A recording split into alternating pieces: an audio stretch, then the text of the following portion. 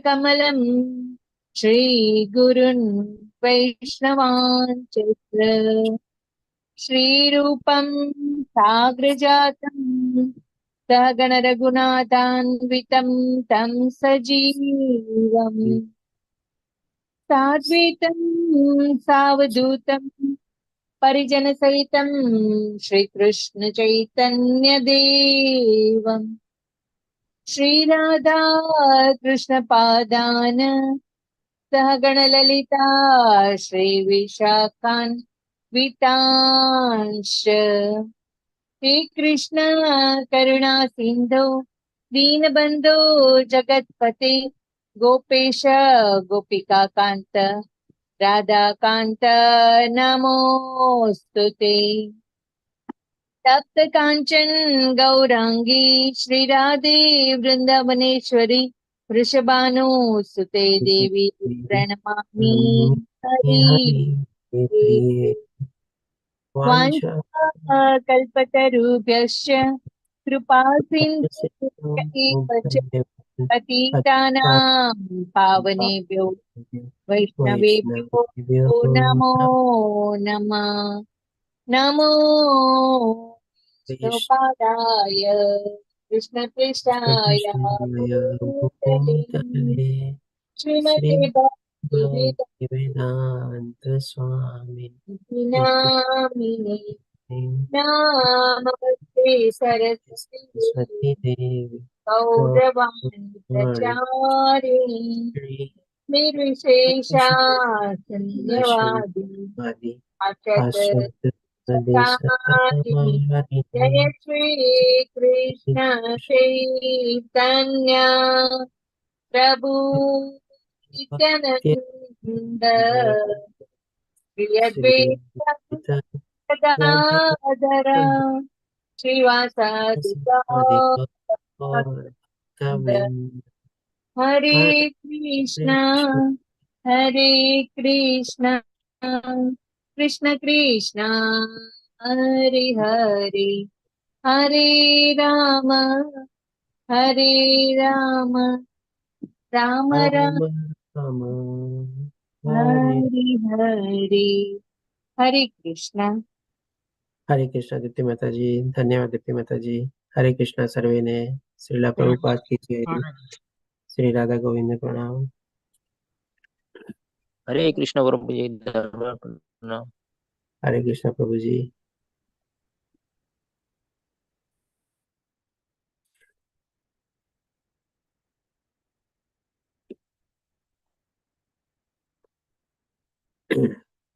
આજે આપણે લેશું શ્રીમદ ભગવદ ગીતાનો 10મો અધ્યાય, જેનું નામ છે વિભૂતિ યોગ. આ અધ્યાયમાં ભગવાન શ્રી કૃષ્ણ પોતાનું ઐશ્વર્ય બતાવશે આપણને. પોતે દરેકે દરેક ચીજમાં કેવી રીતે હાજર રહેલા છે એ રીતે નમૂનાપૂર્વક આપણને મુખ્ય અગત્યની ચીજોનું બધાનું વર્ણન કરીને ભગવાન શ્રી કૃષ્ણ આપણને બતાવશે. 10મો અધ્યાય એટલે કે 18 અધ્યાયમાંથી આપણે 9 અધ્યાય કમ્પ્લીટ કરીને ત્યાં 10મા અધ્યાયમાં આગળ વધી રહ્યા છે. એટલે કે એક રીતે કહી શકીએ આપણે આજે 42મો બેચ છે, હવે આપણા હાથમાંથી સરકી રહ્યો છે. આપણે તો હવે કેવી રીતે સરકી રહ્યો છે અને ક્યાં સરકી રહ્યો છે હવે આપણે ડિસાઈડ કરવાનું છે. તો પર્ટિક્યુલરલી જે અત્યારે નવા ભક્તો જોડાયેલા છે પ્રથમવાર, એ લોકો પોતાનો અનુભવ સંક્ષિપ્તમાં વર્ણવી શકે. કોણ છે અત્યારે નવા ભક્તોમાં આપણી સાથે? પંકજ પ્રભુજી આપ છો? હરે કૃષ્ણ પંકજ પ્રભુજી. હરે કૃષ્ણ. કેવું લાગે છે અત્યાર સુધી આપણે 9 અધ્યાય? આપનો જીવનનો કોઈ એવો અનુભવ, કંઈક બદલાવ આવ્યો હોય થોડું સંક્ષિપ્તમાં બતાવો. બદલાવમાં તો એક જ વસ્તુ કે જ્યાં સુધી પૂરેપૂરી ગીતા સાંભળવાની ઈચ્છા થાય છે, અત્યાર સુધીમાં ગીતા ઘરમાં હતી પણ આપણે વાંચતા નતા. બરાબર. એટલે હવે ભગવદ ગીતાને પૂરો જાણવાની આપણને ઈચ્છા થઈ રહી છે. આટલા વખત સુધી આપણા ઘરમાં ભગવદ ગીતા હતી, આપણે કદાચ છે ને એને અલમારીમાં મૂકેલી હોય કે શોકેઝમાં પડી હોય, આપણે જોતા બી ન હોઈએ. જયારે પપ્પા હતા ત્યારે વાંચતા હતા, હવે તો કોઈ વાંચતું જ નથી, પડી રહી છે. છોકરાઓ બી વાંચતા નથી. સાચી વાત છે. બરોબર, સરસ. ચાલો, મોબાઈલમાં જ બધું જોઈ લે છે. બરોબર, સાચી વાત છે. એનીવે, ભગવદ્ ગીતા બહુ આપણું આધ્યાત્મિક પુસ્તક છે, પવિત્ર પુસ્તક છે. આપણા ઘરમાં હોય તો સારી જ વાત છે, પણ જો આપણે એનું રેગ્યુલરલી આપણે અધ્યયન કરીએ, ભલે સમજાય ન સમજાય, પણ એટલીસ્ટ આપણા બાળકોમાં પણ જો આપણે હેબિટ પાડીએ ને કે ડેલીનો એક શ્લોક તો એક શ્લોક, બસ એટલું પણ વાંચી લે ને તો પણ છે ને આપણે કહી શકીએ કે ભાઈ આજે નહીં, કાલે નહીં, પણ પરમ દિવસે નહીં, પણ ક્યારેક ને ક્યારેક છે ને એનું જ્ઞાનની અસર આપણને થાય જ છે. કારણ કે હોઈ શકે આપણને ત્યારે સમજાય નહીં, પણ આપણી અંદરમાં રહેલો આત્મા તો એ જોવે છે ને, એ સાંભળે છે ને, એક વાર તો એ આપણને જાગૃત થાય જ, અને એક વાર એ આપણને સંકેત મોકલે છે. એનીવે, સરસ જાણ્યું આપણે કે ભાઈ ચાલો આપણને હવે ઈચ્છા તો થઈ રહી છે, તો ડેફિનેટલી જોડાયેલા રહેજો આપણે. હવે આપણે જોઈએ આ અધ્યાયમાં ભગવાન શ્રી કૃષ્ણ આપણને પોતાનું ઐશ્વર્ય આપણને શું બતાવે છે. તો આ અધ્યાય કોઈ અર્જુનના પ્રશ્ન દ્વારા શરૂ નથી થતો, પરંતુ ભગવાન શ્રી કૃષ્ણ પહેલા શ્લોકમાં કહે છે, પૂર્ણ પુરુષોત્તમ પરમેશ્વર બોલ્યા, હે મહાબાહુ અર્જુન, વળી સાંભળ કે તું મારો પ્રિય સખા છે, તેથી હું તારા હિતાર્થે એવું જ્ઞાન પ્રદાન કરીશ કે જે મેં અગાઉ સમજાવેલા જ્ઞાનથી શ્રેષ્ઠ છે. એટલે કે આ અધ્યાયમાં ભગવાન શ્રી કૃષ્ણ એવું મહત્વની ચીજ જણાવવા જઈ રહ્યા છે અર્જુનને, એટલા માટે એને કહે છે કે તું મારો સખા છે, મિત્ર છે, એટલા તારા માટે હિતાર્થ એટલે તારા કલ્યાણ માટે હું એ જ્ઞાન પ્રદાન કરીશ. અને આ અધ્યાયમાં ભગવાન શ્રી કૃષ્ણ છે ને એકદમ ઓપન અપ થઈ જાય છે. જેમ બે ગાઢ મિત્રો હોય, લંગોટિયા મિત્રો હોય, ફાસ્ટ ફ્રેન્ડ હોય, ઘણા વખત પછી મળે તો કેટલી બધી લોકોને ચર્ચા કરવાનું હોય, કેટલું બધું ડિસ્કસ કરવાનું હોય, કેટલું બધું શેરિંગ કરવાનું હોય કે જો આમ થયું, એમ થયું, એવી રીતે થયું. એવી રીતે અહીંયા ભગવાન શ્રી કૃષ્ણ છે ને આ અધ્યાયમાં ભગવાન શ્રી કૃષ્ણ અર્જુનને કહેશે કે હું ક્યાં ક્યાં કેવી કેવી રીતે બધી જગ્યાએ મોજૂદ છું, મારી હાજરી છે, અને કેવી રીતે તું મને સમજી શકસ, જાણી શકસ.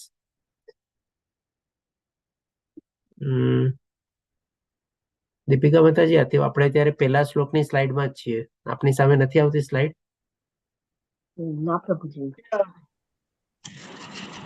હરે કૃષ્ણ પ્રભુજી, જય કૃષ્ણ માતાજી. નવા વર્ષના હેપી ન્યુ યર પ્રભુજી. હા, હેપી ન્યુ યર, સાલ મુબારક, ખૂબ ખૂબ વર્ષાભિનંદન. ખૂબ ગરમી માતાજી આપ જોડાઈ ગયા. કેમ છે આપની તબિયત? હા, પગનો દુખાવો નથી મળતો ઓપરેશન પછી. તમે લિંક મોકલી ઓલી પ્રભુજી? હા માતાજી, મેં તમને ગયા શનિવારે બી લિંક મોકલાવેલી હતી. એમાં એવું છે કે એ ફોન બગડી ગયો ને, એટલે હવે આ નવો ફોન લીધો છે, એટલે હવે એમાં હું જોઈ લઉં આવી કે નહીં એમ. ઓકે, જોઈ લેજો હા, માતાજી. આપણે કન્ટિન્યુ કરીએ ક્લાસ અત્યારે, પછી આપણે એમાં સાથે ડિસ્કસ કરી લઈશું. હા, વાંધો નહીં પ્રભુ. હા, ઓકે. દીપિકા માતાજી, આપની સામે સ્ક્રીન આવે છે હવે? ક્લિયર છે આપને?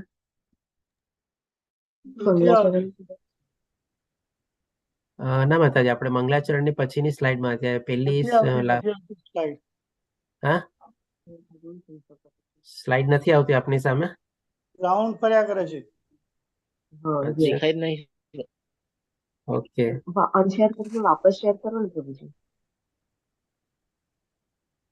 ઓકે, ચાલો એકવાર શેર સ્ટોપ કરીને ફરીથી હું શેર કરું છું.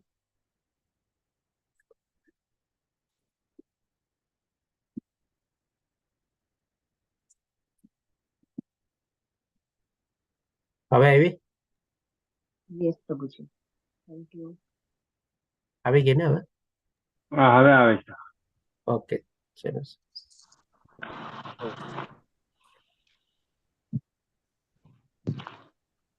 થેન્ક યુ માતાજી જાણ બદલ, નહીં તો હું કન્ટિન્યુ.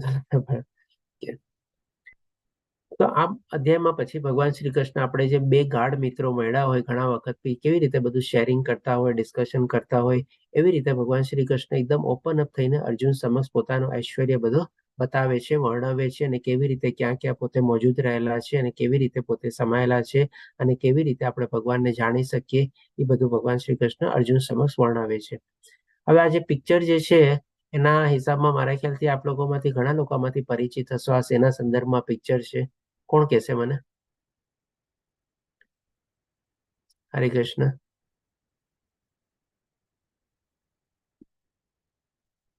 કીર્તિ પ્રભુજી, આપને કોસ્ટ બી બનાવી દઉં છું. એક બાજુ અર્જુનજી છે હમ અને માતા પાસે દુર્યોધન છે. એટલે જે કૃષ્ણ ભગવાન ઉઠે છે ત્યારે પહેલી નજર એની અર્જુન ઉપર પડે છે. ઓકે, બરાબર, સરસ. અને આની પાછળની જે આપણી સ્ટોરી છે એ બધા કદાચ જાણશો. તો આના ઉપરથી સંક્ષિપ્તમાં આપણે લઈએ કે આપણે શું લર્નિંગ લેવાની છે.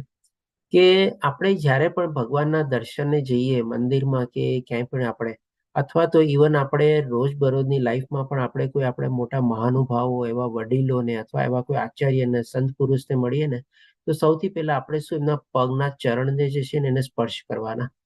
મંદિરમાં બી જઈએ તો પણ ભગવાનના આપણા ચરણથી આપણે દર્શન કરવાની શરૂઆત કરવાની. અને કોઈ એવા મહાનુભાવ કે વડીલો આપણને મળે, સંત પુરુષ મળે, જ્ઞાની માણસ મળે, જે અનુભવી માણસ હોય, એના પણ આપણે શું છે ચરણ સ્પર્શ કરવાના અને એમની પાસેથી આપણે જ્ઞાન લેવાની કોશિશ કરવાની. અને બીજી આપણને લર્નિંગ આ પર્ટિક્યુલરલી આજે આખો પ્રસંગ બની ગયો તો ભગવાન શ્રી કૃષ્ણ, અર્જુન અને દુર્યોધન મહાભારતના યુદ્ધ થવાના પહેલા, એના ઉપરથી આપણને બીજું જાણવા મળે છે કે ભગવાન પાસે આપણે ક્યારેય છે ને કઈ માગવાની ઈચ્છા ન રાખવી જોઈએ. ભગવાન પાસે જો માગવું હોય ને તો કેવળ અને કેવળ છે ને ભગવાનની ભક્તિ માગવાની અને ભગવાનની કૃપા માગવાની, બસ. બાકી આપણને છે ને આપણે ભિખારીની જેમ જો કઈ માગવા જઈએ ને તો આપણે છે ને એમાં હંમેશા છે ને નુકસાનીના સોદામાં જ રહીએ છીએ. આપણને ક્યારેય એમાં ફાયદો નથી થતો. અહીંયા જેમ ભગવાન શ્રી કૃષ્ણ અર્જુનને પેલા કહે છે કે બોલ તારે શું જોવે છે. મને જોવે છે કે ભાઈ મારી નારાયણી સેનાને જોવે છે. નિયતથા હું છું, હું શસ્ત્ર ઉપાડીશ નહીં અને યુદ્ધ પણ કરીશ નહીં. અને આવી રીતે પોતે જે કન્ડિશન છે એ પણ મૂકી દે છે. તેમ છતાં પણ અર્જુન શું માગે છે ભગવાન શ્રી કૃષ્ણ પાસે? કે મને તો તમે જ જોવો છો, તમારી કૃપા જ મને જોવે છે, તમારી નારાયણની સેનાને હું શું કરું? એટલે આવી રીતે જ્યારે ભગવાન પાસે આપણે જ્યારે પણ કોઈ માગવાનો કે એવો પ્રસંગ આવે ને તો પણ છે ને આપણે ખાલી ભગવાનની કૃપા માટે આપણે યાચના કરવાની. એમ નહીં કે ભગવાન મને આ ધંધો આપી દે, આ મારું ટેન્ડર પાસ કરાવી દે, મને આ નોકરી અપાવી દે, આ પ્રમોશન અપાવી દે, એક્ઝામમાંથી પાસ કરાવી દે. આવી કોઈ ઈચ્છાથી આપણે જઈએ ને, કારણ કે ભગવાન તો છે ને અંતર્યામી છે. ભગવાનને ખબર છે આપણને શું જોવે છે, શેનો અભાવ છે અને કઈ ચીજો આપણને જરૂરિયાતની છે. અને ભગવાને આપણને 9મા અધ્યાયના ગઈકાલના અધ્યાયમાં 22મા શ્લોકમાં કીધેલું બી છે કે મારા ભક્તોની જરૂરિયાતો પૂરી પાડું છું અને એની પાસે જે છે એનું રક્ષણ કરું છું. તો પછી આપણે માગીને આપણે શું કામ એમ આપણે ઓછા થાવ? એટલે કે ઘણી વાર એવું હોય છે ને કે ભાઈ આપણામાં કઈ કહેવત છે ને એવું કે ભાઈ માગીને મોઢું શું કામ બગાડવું, એના જેવું કંઈક છે. મને એક્ઝેક્ટલી કહેવત યાદ નથી આવતી. જો કોઈને યાદ આવતી હોય તો મને મદદ કરી શકે છે. શું છે મહેશ પ્રભુજી, યાદ છે આપને એવું કોઈ કહેવત? આજના જમાનામાં તો લોકો એવું સમજે છે કે માગ્યા વગર તો માય ના પીરસે. સોનાની જાળ પાણીમાં શું કામ નાખવી? હા, બસ, સોનાની જાત પાણીમાં શું કામે નાખવી? પાણીમાં શું કામ નાખવી, બરોબર. હા, બરોબર, એકદમ ખૂબ સરસ. ધન્યવાદ પ્રભુજી, મહેશ પ્રભુજી. અને પંકજ પ્રભુજી, આપે જે કીધું ને કે આજકાલના જમાનામાં આ લોકો બધા આવી રીતે માને છે. હરે તો કૃષ્ણ. હરે કૃષ્ણ કીર્તિ પ્રભુજી. લક્ષ્મી ચાંદલો કરવા હોય તો માથું ધોવા જાય એવું કેવું છે. હા, એ પણ છે. ઓકે, તો ડેફિનેટલી જે પ્રમાણે પંકજ પ્રભુજીએ કીધું ને કે ભાઈ આજકાલના જમાનામાં તો માયગા વગર કઈ નથી મળતું, તો એ હોઈ શકે આપણને ભૌતિક દુનિયાના માણસો માટે, લૌકિક વ્યવહાર માટે કદાચ વેલિડ હોઈ શકે.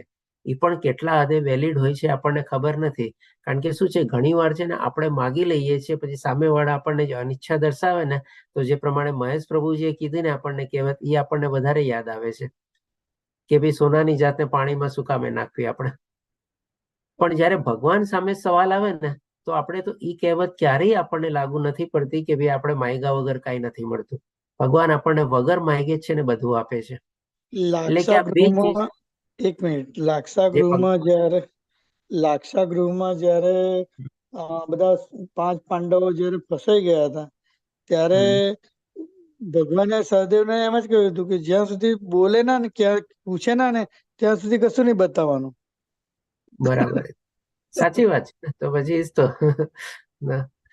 આજે નકુલ અને સહદેવના તો ત્રિકાળ જ્ઞાની હતો, પણ શું, જ્યાં સુધી એને પૂછવામાં નતું આવતું ત્યાં સુધી પોતે કાંઈ નહોતો બોલતો, બસ. એટલે કે આપણામાં એક બીજી બી કહેવત છે કે ભાઈ જેટલા આપણે મૌન રહીએ ને, જેટલા આપણે શાંત રહીએ ને, એટલા આપણને વધારે આપણે ફાયદામાં રહીએ છીએ. આપણે ના બોલવામાં 9 ગુણ, જેમ બીજી કહેવત છે ને એવી રીતે. તો ટૂંકમાં આપણે આખું પ્રસંગથી જાણી શક્યા કે ભાઈ આપણે ભગવાનના અથવા તેવા કોઈ મહાનુભાવો આચાર્ય સંત પુરુષોના આપણે પગે પડવું જોઈએ, એના દર્શન આપણે કરવા જોઈએ, પગે પડીને આપણે આશીર્વાદ લેવા જોઈએ. અને પછી બીજું આપણે શીખ્યા કે ભાઈ ભગવાન પાસે આપણે કોઈ ચીજની આપણે ભિખારીની જેમ યાચના કરવાની જરૂર નથી, પર્ટિક્યુલરલી ભૌતિક દુનિયાના રિલેટેડ આપણે. અને આ રીતે આપણે સમજી શકીએ છીએ કે ભાઈ ભગવાન પાસે આપણું વર્તન કેવું હોવું જોઈએ. એક કેવળ ભક્ત તરીકે આપણે ભગવાન પાસે હંમેશા જવું જોઈએ. પછી હવે આપણે આગળ ભગવાન શ્રી કૃષ્ણ બીજા શ્લોકમાં હજી વર્ણવે છે કે મારી ઉત્પત્તિ કે ઐશ્વર્યને ન તો દેવગણ જાણે છે કે ન તો મહર્ષિઓ જાણે છે, કારણ કે હું જ સર્વથા દેવો તથા મહર્ષિઓનો સ્ત્રોત છું. ડેફિનેટલી આજે આપણા એક સીધો સાદો દાખલો લઈએ. આજે આપણા મા બાપ થકી આપણે આવ્યા હોઈએ તો આપણે આપણા મા બાપ વિશે કેટલું જાણતા હોઈએ? એમના નાનપણમાં, એમના લગ્ન પહેલા, લગ્ન પછી બધાનું આપણે કેટલું જ્ઞાન હોય? જ્યાં સુધી એ લોકો આપણને ન બધું વર્ણવે ત્યાં સુધી તો આપણે ન જાણી શકીએ ને. તો આ બધા જે દેવી દેવતાઓ જે છે એનો પણ બધા મહર્ષિઓ થઈ ગયા, બધાનો સ્ત્રોત તો ભગવાન શ્રી કૃષ્ણ જ છે ને. તો એ લોકો પણ બધા ભગવાન શ્રી કૃષ્ણ વિશે એટલું જ નથી જાણતા. હોઈ શકે આપણા કરતા વધારે જાણતા હશે, પણ સંપૂર્ણ નથી જાણતા કદાચ એ લોકો બી. એટલા જ માટે જ્યારે આપણે આ જે પ્રસંગ છે ત્યારે ચિત્રમાં વર્ણવેલું છે, જ્યારે દેવકી માતા કંસના કારાગૃહમાં હતા અને ગર્ભવતી હતા ત્યારે બધા જાણતા હતા કે કૃષ્ણ ભગવાન અવતરિત થવાના છે. ત્યારે બધા લોકો શું, દેવકી માતાને શુભાશીષ દેવા આવતા, આશીર્વાદ દેવા આવતા અને આપણે એવી રીતે હર્ષિત થતા. કારણ કે એ લોકો માટે પણ એક ઉત્સવ જેવું હતું, પ્રસંગ જેવું હતું કે ભાઈ એમના જે સ્ત્રોત છે ભગવાન શ્રી કૃષ્ણ, જેમના થકી દેવી દેવતાઓ અને બધા મહર્ષિઓ છે એ પ્રગટ થવાના છે, અવતરિત થવાના છે એની સમક્ષ. પછી ભગવાન શ્રી કૃષ્ણ આપણને ત્રીજા શ્લોકમાં કહે છે કે મનુષ્યમાં માત્ર તે જ મોહ રહિત અને સમસ્ત પાપોથી મુક્ત હોય છે જે મને અજન્મ, અનાદિ અને સર્વ ગ્રહ મંડળોના સ્વામી તરીકે જાણે છે. તો અહીંયા ભગવાન શ્રી કૃષ્ણ આપણને છે ને એક સરસ મજાની શિક્ષા આપે છે. આપણે કહીએ કે ભાઈ એક આપણને બોધ આપે છે કે જો આપણે ભગવાનને જાણવા હોય, ભગવાનને આપણે સમજવા હોય, ભગવાન વિશેનું જ્ઞાન મેળવવું હોય સંપૂર્ણ રીતે, તો આપણે પણ છે ને મોહ રહિત થવું પડે. અને સાથે સાથે આપણે પણ આપણા બધા પાપોમાંથી મુક્ત થવું જોઈએ. જો જ્યાં સુધી આપણે પવિત્ર ન થઈએ, પાપોમાંથી મુક્ત ન થઈએ અને ભગવાનના આપણે ભૌતિક દુનિયાના મોહ માયામાં આપણે સંકળાયેલા રહીએ ત્યાં સુધી આપણે ભગવાનને જાણી શકતા નથી. આજે જેમ કે સવારે આપણે પૂછ્યું ને કે ભાઈ ચાલો આપણે 9 અધ્યાય પૂરા થઈ ગયા છે, નવા ભક્તોએ પોતાનો ઓપિનિયન બતાવે, તો જેમ પંકજ પ્રભુજીએ બતાવ્યું ને આપણને કે ભાઈ ઘરમાં ભગવદ્ ગીતા હતી, પિતાજીને એ લોકો બધા સાંભળતા, વાંચતા, બધું કરતા, પણ આજકાલના જમાનામાં તો આપણે ભગવદ્ ગીતાને જાણી જ નથી શકતા અને વાંચતા બી નથી કોઈ, અને એની દરકાર પણ આપણે કરતા નથી. તો હવે એમને કેવી ઇંતેજારી થઈ કે ભાઈ ચાલો આપણને આ જ્ઞાન મળી રહ્યું છે તો આપણે એ જ્ઞાનમાં વહેતી ગંગામાં આપણે હાથ ધોઈએ. કારણ કે ઘર બેઠા અત્યારે આપણે ગંગા આવી રહી છે નમન ઈશ્વરદાસ પ્રભુજીની આપણે કૃપાથી કે ભાઈ જે 2-2.5 વર્ષ પહેલા, અત્યારે 42મો બેચ એટલે કે લગભગ 3.5 વર્ષ થઈ ગયા અને આપણો ગુજરાતી બેચને પણ ચાલ્યાને લગભગ 2.5 વર્ષ થવા આવ્યા. તો આ 2.5 વર્ષથી જે અથવા 3.5 વર્ષથી જે આપણે વહેતી ગંગા બધાના ઘરે વહી રહી છે, લગભગ 8 લાખથી બધા લોકોએ જેનો લાભ લીધેલો છે, એમાં આપણે કેટલા લોકોએ કેટલા સરસ રીતે આ બધું જ્ઞાન મેળવેલું છે. અને અલગ અલગ બેચો, અલગ અલગ લેવલ્સ, બધા અલગ અલગ ટાઈમે ઘણા લોકોને આવો લાભ મળી રહ્યો છે. તો ડેફિનેટલી જે પ્રમાણે પંકજ પ્રભુજીએ પછી આપણને બતાવ્યું કે હવે મને જાણવાની ઈચ્છા થઈ કે ભગવદ્ ગીતા વિશે આપણે જાણીએ, તો આ પણ છે ને ભગવાનની આપણા ઉપર કૃપા થાય છે. કારણ કે ભગવાન વિશેનું જ્ઞાન આપણને એમાંથી મળે છે અને ભગવાનને આપણે સમજી શકીએ છીએ, ભગવાનને જાણી શકીએ છીએ અને એ રીતે ભગવાનની આપણે ભક્તિ કરી શકીએ છીએ. જે પંકજ પ્રભુજી આપનો એડ્રેસ છે. એટલે મારે, હું રોજ ટીવી જોતો હતો, એમાં હરે કૃષ્ણ ચેનલ આવે છે, રાધા ગોવિંદ ની જ આવે છે, એમાં વોટ્સઅપ નંબર આવે છે. તો એ વોટ્સઅપ નંબર થ્રુ મેં જોઈન થયેલો હતો. પછી એમાં તમારી લિંક આવી પાર્થ પ્રભુની, અને પછી મને શરૂઆતમાં 2 વખત મેં પાર્થ પ્રભુમાં જોઈન કર્યું, પણ શરૂઆતના મારા 6-7 હપ્તા જતા રહેતા હતા એવી રીતના, સાંજે 8 વાગ્યાના ટાઈમમાં. એટલે પછી મેં મોર્નિંગમાં જોઈન કર્યું. ખૂબ સરસ પ્રભુજી, ખૂબ ખૂબ ધન્યવાદ શેરિંગ બદલ. તો આ રીતે આપણે જાણી શકીએ છીએ કે ભાઈ આપણે લોકો કેટલો એનો સરસ આપણને લાભ મળી રહ્યો છે. આપણે આ ભગવદ્ ગીતાના જે ક્લાસીસ આપણે બધા જોઈન કરીએ છીએ અને જે નમન ઈશ્વરદાસ પ્રભુજી આ સરસ મજાનું કોરોના કાળથી આપણે કહી શકીએ કે આયોજન આ શરૂ થયું હતું, કારણ કે એમના ગુરુ શ્રી જય પતાકા સ્વામી એમને આદેશ આપ્યો કે ભાઈ આજ ત્યારે કોરોના કાળ ચાલે છે, બધા લોકો ઘરે બેઠા છે, લોકડાઉન છે, તો કંઈક તમે એવી વ્યવસ્થા કરો, કારણ કે નમન ઈસાદાસ પ્રભુજી આપણે IIT ગ્રેજ્યુએટ છે અને ઇન્ફોસિસમાં જોબ કરતા, અને એ એવી સારી એવી વેલ પેડ જોબ એમણે છોડીને પછી એમણે સંન્યાસ લીધો અને આવી રીતે પોતે આપણે ઇસ્કોનમાં જોડાણા અને ઘણા વર્ષોથી જોડાયેલા છે. અને એવી જ રીતે પછી એમણે એમના ગુરુ જે જય પતાકા સ્વામી છે એમના આદેશ રૂપે એમણે આ આયોજન આપણે સરસ મજાનું આપણે ઓનલાઈન ક્લાસીસ ભગવદ્ ગીતાનું આપણે કર્યું. અને એ પણ આપણને કેટલો મોટો બેનિફિટ મળે છે કે ભાઈ આ બધા ક્લાસીસ, બધા લેવલ, કિડ્સ, યુથ, એડલ્ટ બધા સંપૂર્ણ રીતે ફ્રી ઓફ કોસ્ટ છે. બોલો, આપણે કોઈ રીતે કોઈ આપણે એમાં પૈસા ખર્ચવા પડતા નથી, ફક્ત અને ફક્ત આપણે આપણો સમય આપવો પડે છે. અને સમય પણ આપણે આપણી ચોઈસ પ્રમાણે આપી શકીએ છીએ. જેમ પંકજ પ્રભુજીએ કીધું ને, પેલા 8 વાગ્યાના બેચમાં જોડાણા, પણ એમના ક્લાસીસ મિસ થતા કંઈક ને કંઈક એમના શેડ્યુલ પ્રમાણે.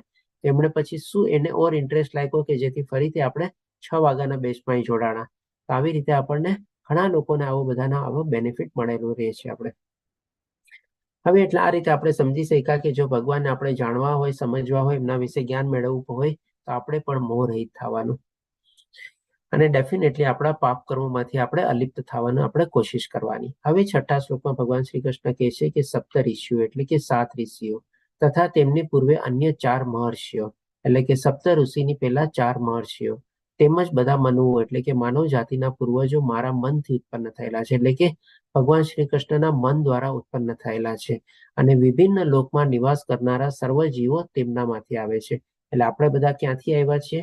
તો કે આપણે આ સપ્ત ઋષિમાંથી આવ્યા છે.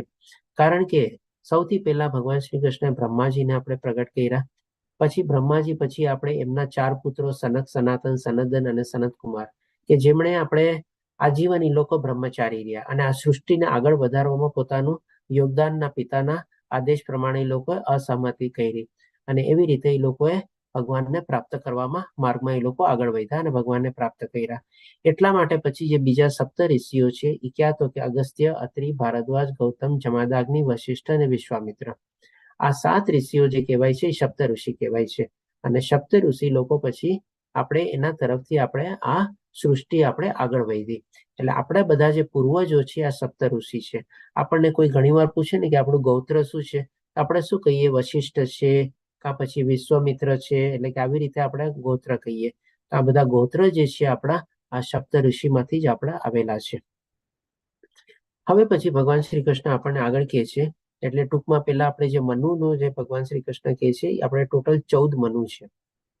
તો 14 મનુમાં અત્યારે આપણે 6 મનુ જે છે ઓલરેડી કમ્પ્લીટ થઈ ગયા છે અને આપણે અત્યારે જે પ્રેઝન્ટ મનુ જે છે આ વૈવસ્વત મનુ એટલે કે શ્રદ્ધદેવ મનુમાં આપણે બધા આપણે આગળ વધી રહ્યા છે. અને આના પછી આ બાકી બીજા હજી 7 મનુ આવવાના છે. કારણ કે આપણે બ્રહ્માજીનું આયુષ્ય જોયું હતું ને કે કેટલું છે, એમાં તમને ખ્યાલ હોય તો આપણે 4 યુગ મળીને એક મહાયુગ કહેવાય છે. પછી એવા બધા યુગ મળીને આપણે ભગવાનનો આપણે યુગ બને છે આપણે. અને પછી આપણે બ્રહ્માજીનો આપણે કલ્પ બને છે, અથવા તો આપણે મનુનો જે 14 મનુ અને 16 મનુ 15 મધ્યાંતર એટલે સંધ્યા 14 મનુ અને 15 સંધ્યા એ કમ્પ્લીટ થઈ એટલે કે ભગવાનનો એક કલ્પ બને. અને એવા પછી આપણે ભગવાનનું બ્રહ્માજીનું જે છે એ લગભગ 311.04 બિલિયન યર્સનું આયુષ્ય છે. એટલે એમાં બધા અલગ અલગ બ્રહ્માજીના આયુષ્યમાં આવા બધા 14 મનુ આવે છે.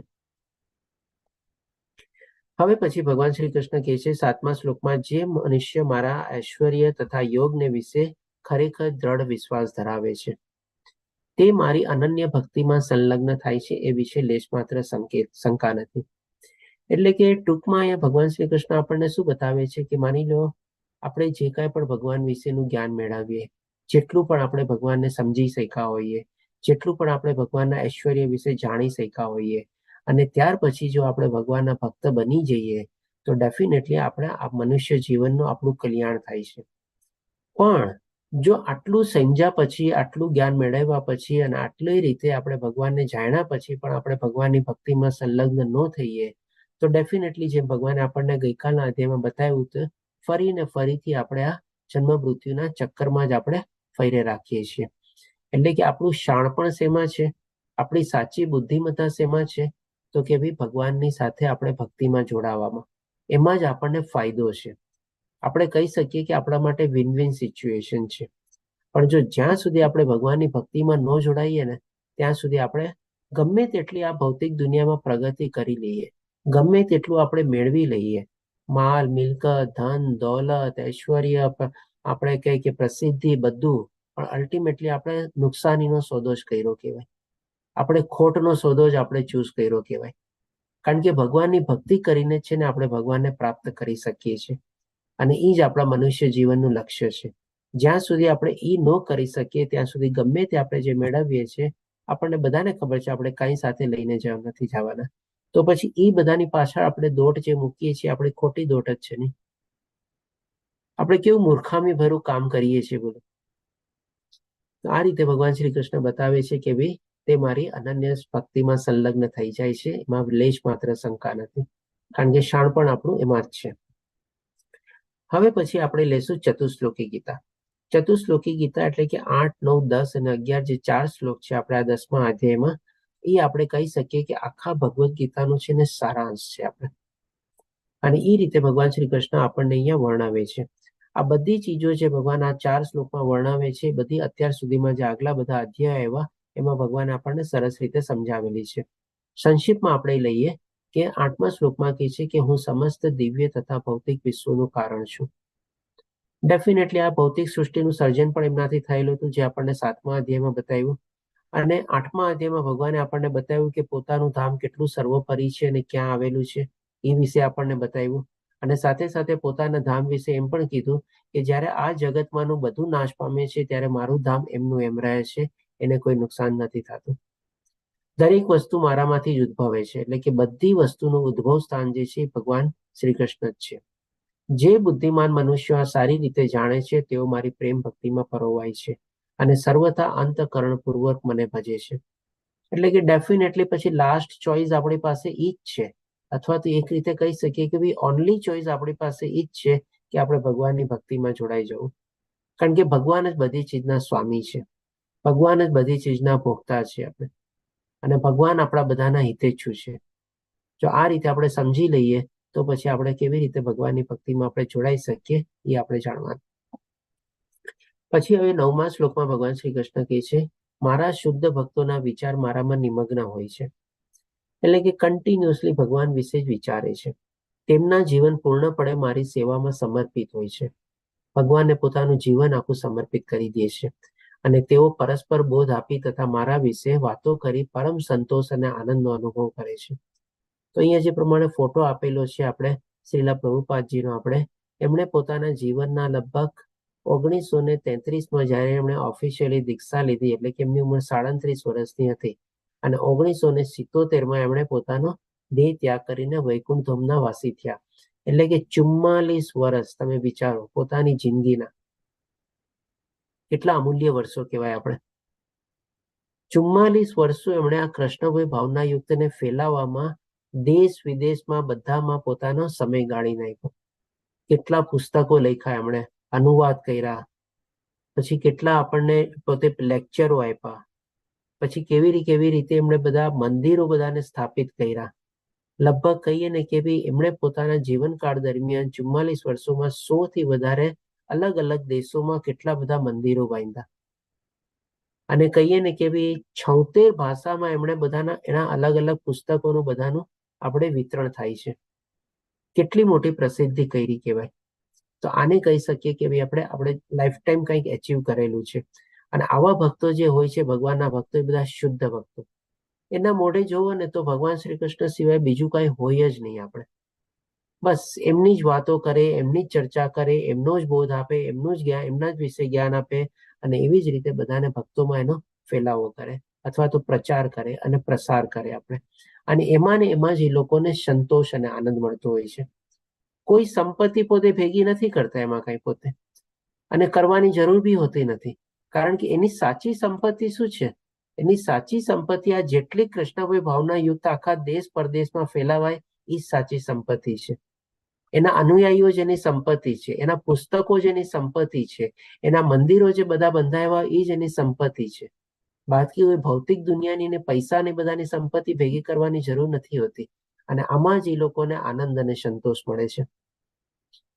પછી ભગવાન શ્રી કૃષ્ણ આપણને 10મા શ્લોકમાં કહે છે, જે મનુષ્ય મારી પ્રેમપૂર્વક સેવા કરવામાં સતત સમર્પિત હોય છે, કન્ટિન્યુઅસલી લાગેલા હોય છે, તેમને હું એવું જ્ઞાન આપું છું કે જેનાથી તેઓ મને પ્રાપ્ત કરી શકે છે.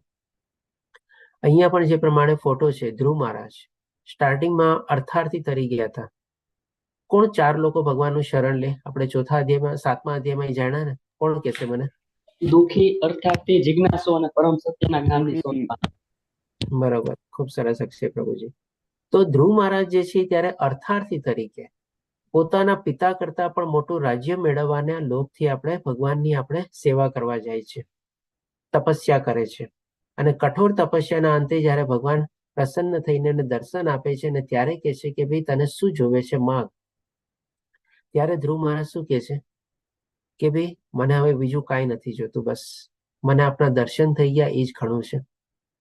તો હવે ઈ જ્ઞાન એનામાં ક્યાંથી આવ્યું? એ પણ તો 5 વર્ષના નાના બાળક હતા ને. પેલા તો ચાલો એને કંઈક મેળવવાની ઈચ્છાથી પોતે તપસ્યા કરવા ગયા, અને 6 મહિનાની તપસ્યામાં પણ એમને આ જ્ઞાન આવી ગયું. તો એ જ્ઞાન ક્યાંથી આવ્યું કે ભાઈ ભગવાન પ્રાપ્ત થઈ જાય એનાથી ઉપર બીજું કાંઈ છે જ નહીં પ્રાપ્ત કરવા જેવું.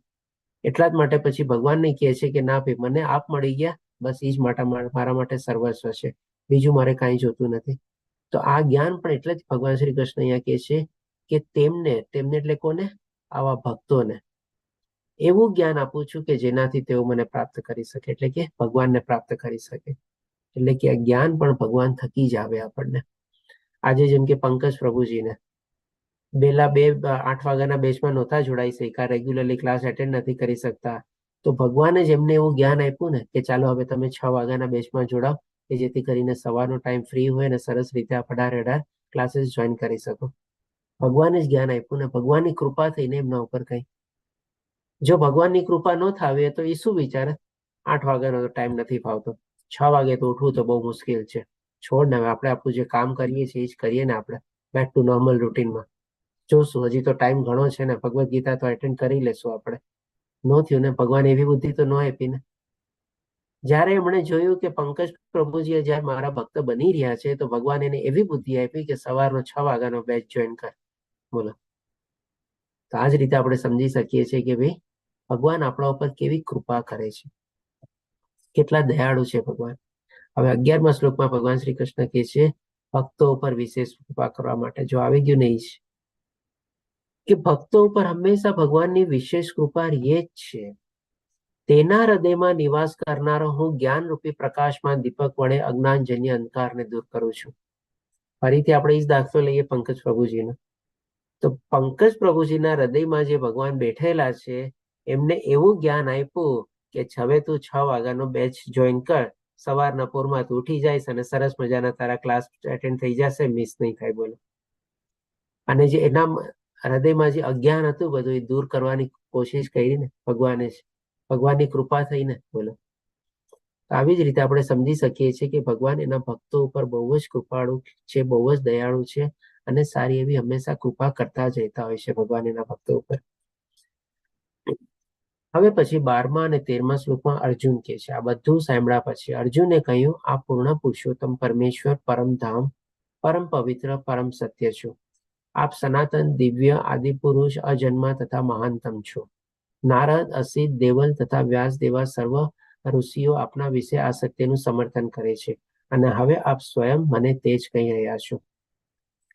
એટલે કે અત્યાર સુધી ભગવાન શ્રી કૃષ્ણે જે જ્ઞાન આપ્યું ને, બીજા અધ્યાયથી લઈને આપણે કહી શકીએ કે 9મા અધ્યાય સુધી, એ બધાને સમરાઇઝ કરીને કહે છે કે આપ પરમેશ્વર, પરમધામ, પરમ પવિત્ર, પરમ સત્ય છો, સનાતન, દિવ્ય, આદિપુરુષ, અજન્મા અને મહાતમ છો. અને પછી હવે શું એડ કરે છે? તો કે નારદ, અસિત અને દેવલ જેવા વ્યાસ મુનિએ પણ આ જ કીધેલું. હવે આ અર્જુન કેવી રીતે કહે છે? તો આપણે જાણીએ છીએ કે ભાઈ એ ટાઈમમાં શું છે, ગુરુકુળ વ્યવસ્થા હતી. બધા લોકો ત્યાં ગુરુકુળમાં જાતા, ગુરુની સેવા કરતા, અને પછી ગુરુ એ લોકોને જ્ઞાન આપતા. તો એ વખતમાં પણ આ જ બધું આપણા વેદોને, શાસ્ત્રોનું ગુરુકુળમાં ને બધું જ્ઞાન અપાતું. સાથે સાથે શસ્ત્ર વિદ્યા શીખવાડવામાં આવતી, સામાજિક જ્ઞાન આપવામાં આવતું. બધા ટાઈપના જ્ઞાન છે ને આપણા ગુરુકુળમાં દેવાતા. આજની તારીખમાં જેમ ખાલી પુસ્તકીય જ્ઞાન અને એક પર્ટિક્યુલરલી સબ્જેક્ટનું જોઈ છે કે ભાઈ સાયન્સ લીધું એટલે સાયન્સ, કોમર્સ લીધું એટલે કોમર્સ, એવું નથી હોતું. ત્યારે આપણે કહી શકીએ કે ભાઈ બાળપણમાં 4-5 વર્ષની ઉંમરમાં એ લોકો ગુરુકુળમાં વયા જતા અને 25 વર્ષ સુધી બ્રહ્મચર્ય પાળતા એ લોકો, અને ત્યાં સુધીમાં છે ને એ લોકોને આખા આ જગતનું જેટલું બી જ્ઞાન છે ને બધું જ્ઞાન એ લોકોને 20 વર્ષમાં આપવામાં આવતું. બધા સબ્જેક્ટોનું જ્ઞાન આપવામાં આવતું. એટલે તમે જોજો બધા લોકોને બધી છે ને વિદ્યા બધી આવડતી હોતી ત્યારે. અને પર્ટિક્યુલરલી જે રાજ પરિવારના જે ક્ષત્રિય હોય એ લોકોએ તો બધું જ જ્ઞાન મેળવવું પડતું. તો એટલા માટે અહીંયા અર્જુન કહે છે કે ભાઈ, કારણ કે એ લોકોને પણ એમાં વેદ શાસ્ત્ર ને બધું શીખવવામાં આવતું.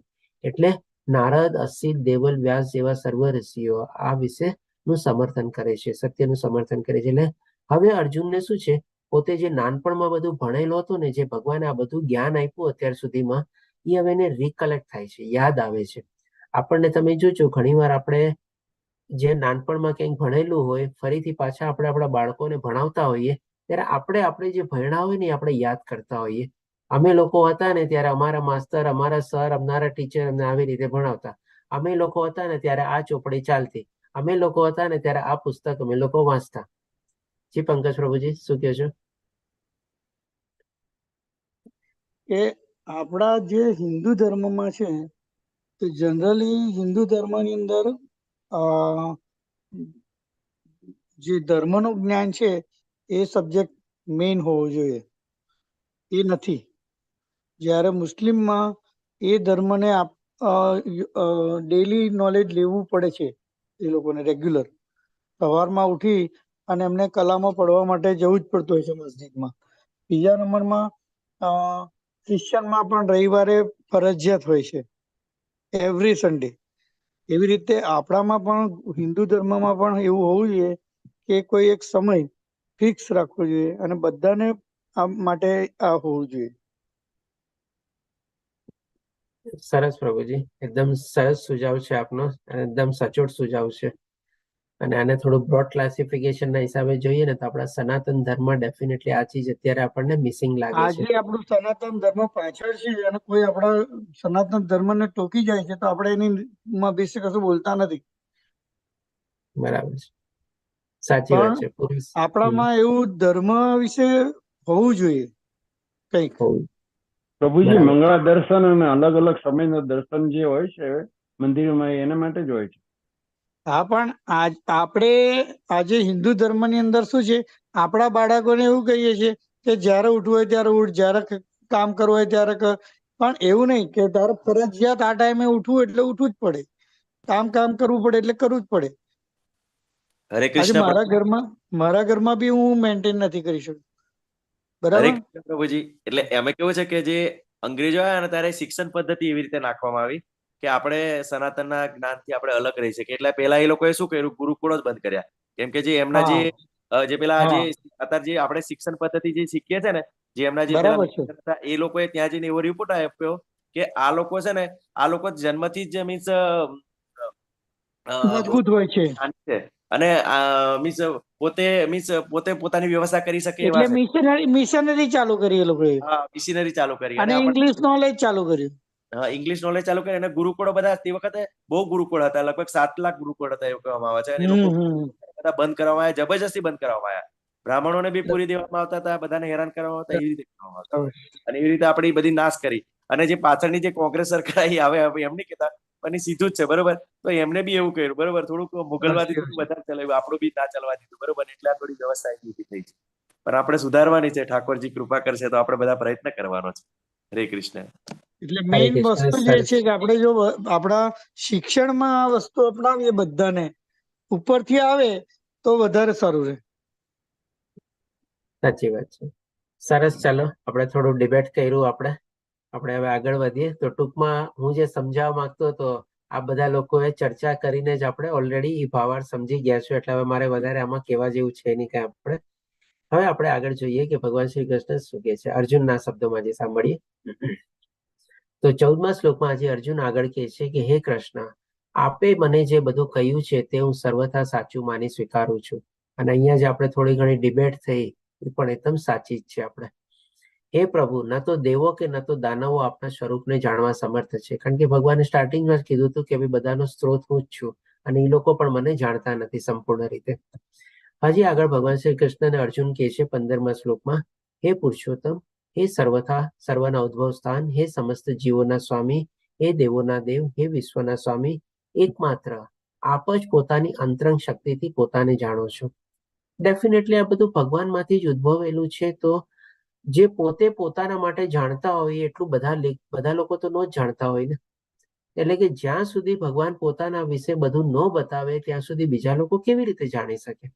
એ જ રીતે અહીંયા અર્જુન વર્ણવે છે કે આપ જ પોતાની અંતરંગ શક્તિથી પોતાને જાણો છો. એટલા માટે પછી ભગવાન શ્રી કૃષ્ણ સમક્ષ એક વિનંતી કરે છે, હે કૃષ્ણ, હે પરમ યોગી, હું કેવી રીતે આપનું સતત ચિંતન કરું અને કેવી રીતે આપને જાણી શકું. એટલે કે ભગવાન શ્રી કૃષ્ણ સમક્ષ એક યાચના કરે છે કે જો આપને સંપૂર્ણ રીતે મારે જાણવા હોય, ઓળખવા હોય, સમજવા હોય, આપના વિશે જ્ઞાન મેળવવું હોય તો હું કેવી રીતે પ્રાપ્ત કરી શકું. હે પૂર્ણ પુરુષોત્તમ પરમેશ્વર, આપનું સ્મરણ કયા કયા રૂપોમાં કરવામાં આવે, એટલે હું કઈ કઈ જગ્યાએ કેવી રીતે કયા કયા સ્વરૂપોમાં હું આપને યાદ કરી શકું, આપનું ચિંતન કરી શકું, આપનું સ્મરણ કરી શકું, એ મને તમે આ બતાવો. આવી રીતે અર્જુન યાચના કરે છે. પછી ભગવાન શ્રી કૃષ્ણ 18મા શ્લોકમાં અર્જુન કહે છે, હે જનાર્દન, આપ કૃપા કરી ફરીથી આપના યોગ સામર્થ્ય તથા ઐશ્વર્યનું વિસ્તારથી વર્ણન કરો. એટલે કે હવે અર્જુન એકદમ સ્પષ્ટ શબ્દોમાં કહે છે કે આપનું જે ઐશ્વર્ય છે એ બધું ઓવર ડિટેલમાં મને સમજાવો. હું આપના વિશે શ્રવણ કરવામાં ક્યારેય તૃપ્ત થતો નથી. એટલે કે એની જે તરસ છે એ છુપાતી જ નથી. કેમ કે શું કામે? તો કે જેમ હું આપના વિશે વધુ સાંભળું છું તેમ આપના શબ્દરૂપી અમૃતનું વધુ ને વધુ આસ્વાદન કરવા ઈચ્છું છું. આજે જેમ કે અત્યારે આપણી સાથે ઘણા ભક્તો છે, મહેશ પ્રભુજી છે, અક્ષય પ્રભુજી છે, પછી આપણે લક્ષ્મીદાસ પ્રભુજી છે, તેજસ પ્રભુજી છે, પછી જયશ્રી માતાજી છે, શોભના માતાજી છે. આ બધા લોકો કેટલા વખતથી, આપણે રાજેન્દ્ર પ્રભુજી છે, દીપ્તિ માતાજી છે, દીપિકા માતાજી, સુરેશ પ્રભુજી, આ લોકો બધા કેટલા વખતથી રિપીટર તરીકે જોઈન કરે છે બોલો. તો એ લોકોને શું છે, એક કહીએ ને કે રસ જાગી ગયો છે. આપણે આજે જેમ આપણને સવારના પોરમાં ઉઠીને ઘણીવાર આપણને ચા જોવે ને, અમે લોકો તો ચા પીતા નથી અત્યારે, હમણાં બંધ થઈ ગઈ છે ચા ની બધું, પણ આપણામાંથી ઘણા લોકો અત્યારે ચા નહીં પીતા હશે. તો શું કહીએ ને ભાઈ, સવારે તો ચા જોવે મને, ચા વગર મારો દિવસ જ ન ઉગે. કેવો રસ જાગી ગયો આપણને. તો આ લોકો બધા જે રિપીટર તરીકે જે ભક્તો છે ને, એ લોકો બધાને એક રસ જાગી ગયો છે આમાં. બસ જોડાવું છે એટલે જોડાવું છે બસ. કારણ કે આમાં શું છે ને, વધારે ને વધારે આપણને આનંદ મળે છે, તૃપ્તિ આપણી થતી જ નથી. જેમ અહીંયા અર્જુન કેવી રીતે વર્ણવે છે કે જેમ જેમ હું આપના વિશે વધુ સાંભળું છું તેમ તેમ આપના શબ્દરૂપી અમૃતનું વધુ ને વધુ આસ્વાદન કરું છું. એટલે કે પછી આપણા માટે છે ને આ એક લેક્ચર જેવું નથી રહેતું, ક્લાસ જેવું નથી રહેતું, અભ્યાસ જેવું નથી રહેતું. પણ આપણે જેમ કે એમ સવારના પોરમાં ઉઠીને આપણે પાણી પીએ, દૂધ પીએ, એવી રીતે બધું એનું કેવું સેવન કરીએ, આપણા માટે છે ને એક ડેઈલી ખોરાક જેવું થઈ જાય છે કે આ નો સાંભળું ને મને ચેન ન પડે. આ તો તમારા રિપીટર તરીકે થઈ ગયું. એવી રીતે છે ને અમારા લોકો માટે છે. આ જેવો બેચ કમ્પ્લીટ થાય ને, નેક્સ્ટ બેચ શરૂ થવાની રાહ જોઈએ, ક્યારે નેક્સ્ટ બેચ શરૂ થાય ને ક્યારે પાછો આ ક્લાસ આપણે લઈએ બોલો. એવી જ રીતે જેમ કે દીપ્તિ માતાજી અને આપણે રાજેન્દ્ર પ્રભુજી શ્લોકા પઠન અને નવવાદની સેવા આપે છે, એ લોકો માટે પણ એવો જ અનુભવ હશે. એમ આઈ રાઈટ? શું કહો છો દીપ્તિ માતાજી, રાજેન્દ્ર પ્રભુજી, આપનું શેર કરી શકો છો? હા પ્રભુજી, રાહ જોવાય છે. અને બાકીના જે દિવસો હોય છે એમાં મેં કીધું કે ઇસ્કોન ટીવીમાં સવારે 7 વાગે ગીતા પાઠ અધ્યયન હોય છે, જેમ આપણે કરીએ છીએ એમ ટીવીમાં બી હોય છે. હા, હું જોઉં છું. આ પૂરું થાય ને એટલે તરત જ હું ચાલુ કરું છું ટીવી, બસ અને બસ શ્લોક પણ જોઉં છું. એટલે એ કન્ટિન્યુઅસ ચાલુ રહે છે, એમાં ગેપ નથી હોતો. હા, એમાં પણ ડેઈલી ચાલુ જ હોય છે. કેટલું સરસ છે બોલો. આપણને કઈક આપણે નહીં તો કોઈ મૂવી હોય, આપણે જોયેલું મૂવી હોય, કેટલી વાર જોઈએ આપણે? 1 વાર, 2 વાર, 5 વાર, 10 વાર. હવે તો એટલું વધારે જોવાતું નથી. પહેલાના વખતમાં તો છે ને મૂવી લોકો જોતા ને તો કેતા કે મેં 20 વાર જોયું, 25 વાર જોયું. ચાલો, આજકાલના માણસોની છે ને પેશન્સ એટલી બી નથી રહી. 1 વાર 2 વાર જોવે ને પછી તો ધરાઈ જાય, હવે નથી જોવો, હવે બોર થાય છે, હવે નહીં. કાં તો ફાસ્ટ ફોરવર્ડ કરીને જોવે, ગીત જોતા હોય તો સાંભળી લે. પ્રભુજી, શોલે મેં ઓછામાં ઓછું 60 વાર જોયું હશે, હજી બી આવે તો છોડતો નથી. કારણ કે દરેક વખતે મને નવું મેનેજમેન્ટ લેસન શીખવા મળે છે એમાંથી. શોલે છે જ એવું. પ્લસ થ્રી ઇડિયટ્સ બી એવું છે કે દરેક મેનેજમેન્ટ લેવલ પર શીખવા મળે છે એમાંથી. પણ આ ચીજ તમે આજના યંગ જનરેશન ને કહો તો એ લોકોમાં કેટલી પેશન્સ છે બોલો? જરાય નથી પેશન્સ. આજકાલ તમે કોઈ સાંભળ્યું છે કે કોઈક મૂવીએ તમારે silver jubilee week, golden jubilee week કર્યા 25 સપ્તાહ 50 સપ્તાહ? આજકાલના તો મૂવી શું ક્યારેક તો છે ને પૂરું અઠવાડિયું નથી ટકતા. બીજા બધા દેશોમાં તમે જુઓ ને તો ખાલી 2 કે 3 દિવસ માટે આવે, અને પણ 2-3 શો માટે આવે પછી વયું જાય. ઇન્ડિયામાં તો હજી ચાલો અત્યારે અઠવાડિયે ચાલતું હશે, પણ સિલ્વર જ્યુબિલી ને તો બધું બંધ જ થઈ ગયું છે. હવે બહુ ઓછા મૂવી એવા છે કે ભાઈ કોઈ સિલ્વર જ્યુબિલી કર્યું હશે. નહીં તો પહેલા તો શું આપણે શોને ફર્સ્ટ ડે બી જોયું હતું અને લાસ્ટ શો બી જોયું હતું 5 વર્ષ પછી. પ્રભુજી તમે ભાગવતમ જોશો ને, ભાગવતમ, તો પછી કેવું છે, શોલે બી થોડું ફીકું લાગશે. એટલે ટૂંકમાં છે ને કહેવાનો તાત્પર્ય એ જ છે કે આ બધું જ્ઞાન છે ને આપણને આમાં બહુ ઊંડો રસ લાગ્યા આપણને. હવે પછી ભગવાન શ્રી કૃષ્ણ એટલે શું કરે છે, 19મા શ્લોક થી લઈને આપણે 38મા શ્લોક સુધી પોતાનું ઐશ્વર્ય બધું બતાવે છે. 19મા શ્લોકમાં પહેલા પ્રથમ કહે છે, પૂર્ણ પુરુષોત્તમ પરમેશ્વર બોલ્યા, હવે હું તને મારા ફક્ત મુખ્ય વૈભવયુક્ત રૂપોનું વર્ણન સંભળાવીશ, કારણ કે હે અર્જુન, મારું ઐશ્વર્ય અપાર છે, ઇન્ફાઇનાઇટ છે, લિમિટલેસ છે. હવે પછીના બધા શ્લોકમાં આપણે જસ્ટ ગો થ્રુ કરી જશું કે ભગવાન શ્રી કૃષ્ણ બધી ચીજમાં પોતાનો કેવી રીતે સમાવેશ આપણને સમજાવે છે. એનો મતલબ શું છે, ભગવાન બધી ચીજમાં છે ને એક જે ટોપ મોસ્ટ અથવા જે સર્વોચ્ચ હોય ને એને પીક કરે છે અને એને કહે છે કે આમાં હું છું. એટલે એનો મતલબ એમ નથી કે ફક્ત એ જ ચીજમાં ભગવાન શ્રી કૃષ્ણ છે, બાકી બધીમાં પણ ભગવાન શ્રી કૃષ્ણ છે, ખાલી સેમ્પલ રૂપે આપણને એ રીતે આપણને વર્ણવીને કહે છે. પછી ભગવાન શ્રી કૃષ્ણ 20મા શ્લોકમાં કહે છે, હે અર્જુન, હું જીવ માત્રના હૃદયમાં સ્થિત પરમાત્મા છું. હું સમસ્ત જીવોનો આદિ, મધ્ય તથા અંત છું. આ બધા આપણે જસ્ટ ગો થ્રુ કરી જઈએ કે ક્યાં ક્યાં ભગવાન પોતાની હાજરી પોતે વર્ણવે છે. આદિત્યમાં હું વિષ્ણુ છું, જ્યોતિઓમાં હું તેજસ્વી સૂર્ય છું. એટલે કે શું, સૂર્યને ભગવાન પ્રતિક રૂપે પકડે છે. એટલે કે જેમાં પણ જ્યોતિ છે, જેમાં પણ અજવાળું છે, બધામાં ભગવાન શ્રી કૃષ્ણનો સમાવેશ તો રહેલો જ છે. મરુતોમાં હું મરીચી છું અને નક્ષત્રોમાં હું ચંદ્ર છું. વેદોમાં હું સામવેદ છું, દેવોમાં સ્વર્ગનો રાજા ઇન્દ્ર હું છું, ઇન્દ્રિયોમાં હું મન છું, એટલે કે ઇન્દ્રિયો એટલે કે સેન્સીસ આપણી, તથા સમસ્ત જીવોમાં રહેલી પ્રાણ શક્તિ ચેતના હું જ છું. હું સર્વ રુદ્રોમાં શિવજી છું, યક્ષો તથા રાક્ષસોમાં ધનપતિ કુબેર છું, વસુઓમાં હું અગ્નિ છું અને બધા પર્વતોમાં મેરુ હું જ છું. હે અર્જુન, પુરોહિતોમાં હું બૃહસ્પતિ છું, સેના નાયકોમાં હું કાર્તિકેય છું અને જળાશયોમાં હું સમુદ્ર છું. હું મહર્ષિઓમાં ભૃગુ છું, વાણીમાં દિવ્ય ઓમકાર છું, સર્વ યજ્ઞોમાં પવિત્ર નામનો જપ છું અને સર્વ સ્થાવરોમાં હિમાલય છું.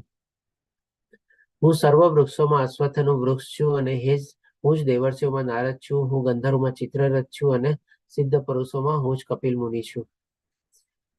અશ્વમાં મને ઉષ્શ્રવા જાણ કે અમૃત માટે થયેલા સમુદ્ર મંથન વખતે ઉત્પન્ન થયો હતો. આપણે જાણીએ છીએ કે સમુદ્ર મંથન થયું હતું જ્યારે 14 રત્નો એમાંથી પ્રગટ થયા હતા આપણે, અને એ 14 રત્નોમાં આપણે કામધેનુ ગાય છે, આવી રીતે આપણે ઉષ્શ્રવા ઘોડા છે, એ બધા આપણે ઐરાવત હાથી છે, લક્ષ્મીજી છે, એ બધું એમાંથી જ આપણે નીકળ્યું હતું.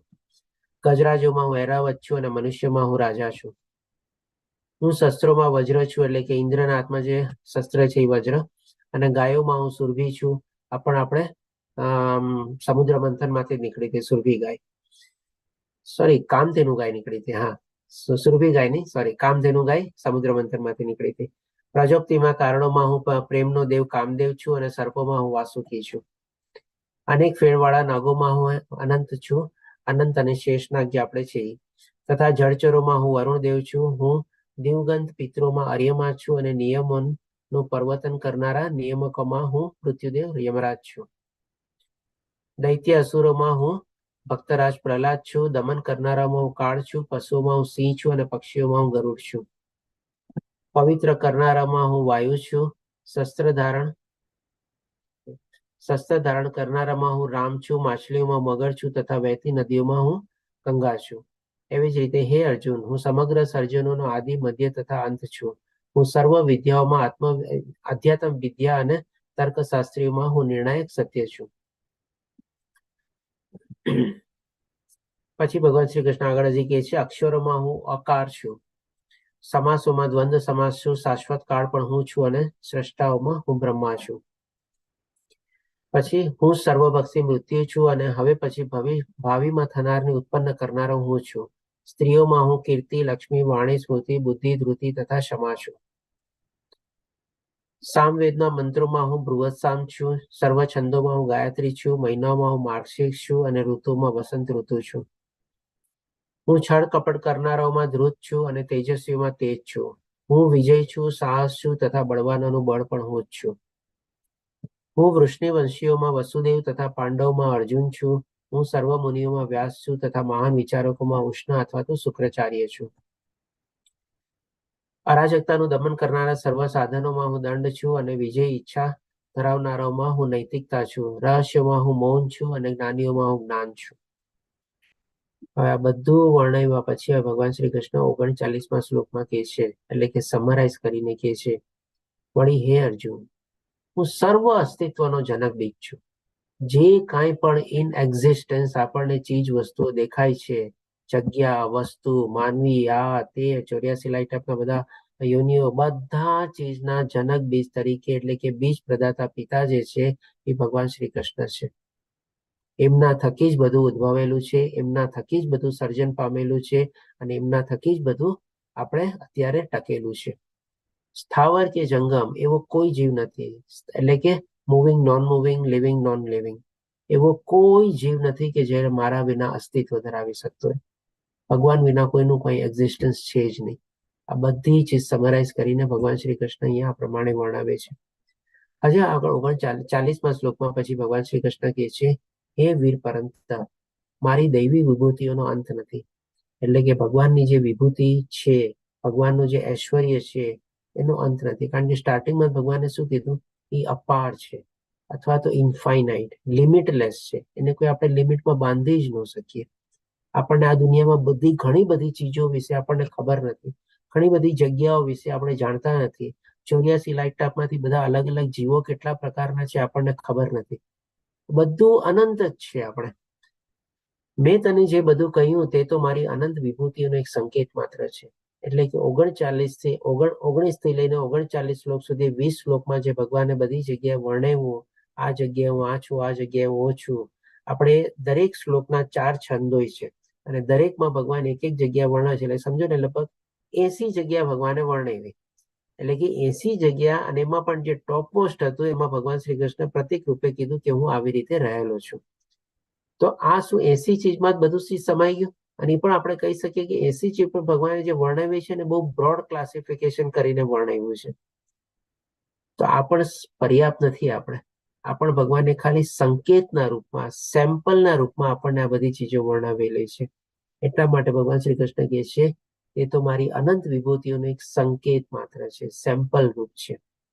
પછી હવે 41મા શ્લોકમાં ભગવાન શ્રી કૃષ્ણ કહે છે, તું જાણી લે કે સમગ્ર ઐશ્વર્ય, એટલે કે આ બધો જે ઐશ્વર્ય ભગવાનનું જે છે, સૌંદર્ય, જેટલી સારી ચીજો આપણને દેખાય છે, તેજસ્વી, જેટલી તેજવાળી વસ્તુઓ આપણને દેખાય છે, અથવા જે કાંઈ પણ આપણને સર્જન છે મારા તેજના એક સ્ફુલિંગ માત્રથી ઉદ્ભવે છે. આપણે હમણાં જેમ કે આપણે દિવાળી ગઈ ત્યારે એવા ફટાકડા હોય છે ને, લાઇટ વાળા ફટાકડા, કે આપણે શું કરીએ, એક દિવાસળી પ્રગટાવીએ આપણે, અને એની વાટમાં આપણે જરાક સી આપણે લગાડીએ એટલે આમ વાટમાંથી પસાર થાય, પછી આખા કેવું મોટું આખું જે પ્રકાશ વાળું જે ફટાકડો હોય આખું કેવો ફૂટે, અને બધી જગ્યા પ્રકાશ ફેલાઈ જાય, બધી જગ્યાએ થોડો થોડો અવાજ આવે ને બધું આવે ને.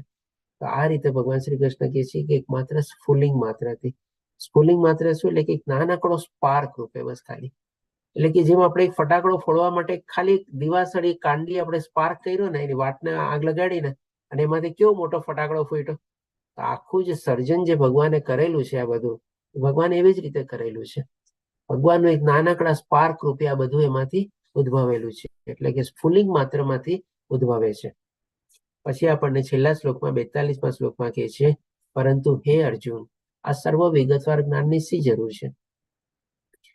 હું તો મારા એક અંશ માત્રથી આ સમગ્ર બ્રહ્માંડને વ્યાપીને અને ધારણ કરું છું. એટલે જેમ સ્ટાર્ટિંગમાં ભગવાને શું કીધું હતું કે તું મારો સખા છે, એટલા માટે હું તને એવું જ્ઞાન આપીશ કે જે તારા હિતાર્થે છે, અને આ બધા જ્ઞાનોથી સર્વશ્રેષ્ઠ છે. ત્યારે આપણે શું સમજાતા કે જે બે મિત્રો, ગાઢ મિત્રો ઘણા વખત પછી મળ્યા હોય, કેટલું બધું શેરિંગ, ડિસ્કશન ને બધું હોય, તેવી જ રીતે ભગવાન શ્રી કૃષ્ણ આવી રીતે બધો ઐશ્વર્યના મિત્રને બતાવે છે. પછી જેમ પાછા ફરીથી ગાઢ મિત્રો હોય ને પછી શું કહે, અરે છોડ ને એ બધી વાતો, જવા દે ને એ બધી વાતો, એમાં શું વાત કરવું, ચાલ આપણે અત્યારે નો એન્જોય કરીએ, ચાલ ને જોઈએ. એટલે એવી જ રીતે ભગવાન શ્રી કૃષ્ણ આવી રીતે આ બધી ચીજ વર્ણવીને અર્જુનને કહે છે, હે અર્જુન, આ બધું વિગતવાર જ્ઞાનની શું જરૂર છે તારે? મારે જે તને જ્ઞાન આપવું હતું બધું તો મેં તને આપી દીધું. આ બધું જે મેં તને કીધું એ તો એક મારો એક અંશ માત્ર છે, સ્ફુલિંગ માત્ર છે, સંકેત માત્ર જે છે. બાકી તો અધરવાઇઝ તો આખા બ્રહ્માંડમાં હું પોતે છવાયેલો જ છું, બધી જગ્યાએ મારી હાજરી છે જ. આ રીતે ભગવાન શ્રી કૃષ્ણ પછી અહીંયા સમરાઇઝ કરે છે. આમ આપણો અહીંયા 10મો અધ્યાય કમ્પ્લીટ થાય છે. વાંચા કલ્પતરુ ભયસ્ય કૃપા સિંધુભ્યઃ એવ ચ પતિતાનાં પાવનેભ્યો વૈષ્ણવભ્યો નમો નમઃ. હરે કૃષ્ણ કૃષ્ણ કૃષ્ણ હરે હરે, હરે રામ રામ રામ હરે હરે. શ્રી પ્રભુપાદ કી જય. શ્રી રાધા ગોવિંદને પ્રણામ.